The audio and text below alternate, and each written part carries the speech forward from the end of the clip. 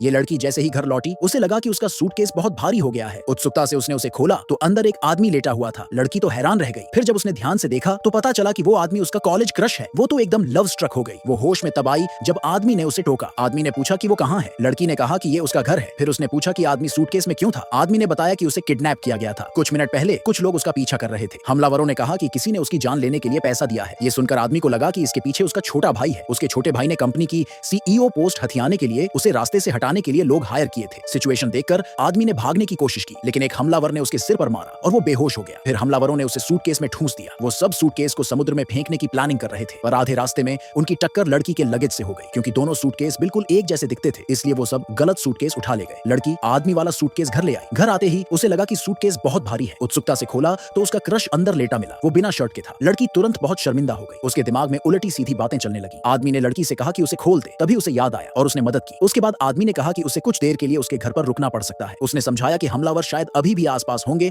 और गए नहीं होंगे। फिर आदमी ने लड़की का फोन मांगा ताकि वो अपने परिवार को कॉल कर सके। लड़की मान गई क्योंकि आदमी अभी भी नंगा बदन था। उसने पूछा कि क्या उसके घर पर कोई कपड़े हैं जो वो पहन सके। लड़की ने कहा कि नहीं है, सारे कपड़े उस सूटकेस में हैं जो हमलावर ले गए। ये सुनकर आदमी के पास नंगा रहने के अलावा कोई चारा नहीं था। लड़की शर्मिंदा होकर अपने कमरे में भाग गई। आदमी ने जल्दी से अपने असिस्टेंट को कॉल किया। उसने असिस्टेंट को कहा कि इस फोन से जुड़े अकाउंट में कुछ पैसे ट्रांसफर कर दे। उसने ये भी कहा कि वो कुछ दिनों के लिए गायब होने वाला है ताकि देखे कि उसके छोटे भाई की और क्या प्लानिंग है। इस बीच लड़की अपने कमरे में बार बार वही सब याद कर रही थी जो अभी हुआ था। उसने कभी नहीं सोचा था कि जिस आदमी को वो सालों से छुपकर पसंद करती थी वो अचानक उसके सामने आ जाएगा। वो उसे तब से जानती थी जब वो एक बार गलती से गिर गई थी और उसने उसे उठाया था। उसी पल से वो उस पर फिदा थी, पर कभी अपने जज्बात जाहिर करने की हिम्मत नहीं कर पाई। अपनी बेस्ट फ्रेंड से उसे पता चला था कि आदमी का नाम जैक है, पर उसे पता नहीं था कि उसकी दोस्त की इंफॉर्मेशन गलत थी। जैक तो असल में उस आदमी का छोटा भाई था। आदमी का असली नाम टॉम था। अगले दिन लड़की आदमी के लिए कुछ कपड़े खरीदने भागी। घर लौटते समय वो बारिश में भीग गई। जब आदमी को यह पता चला तो वो पिघल गया, पर जब उसने लड़की को लगातार छींकते देखा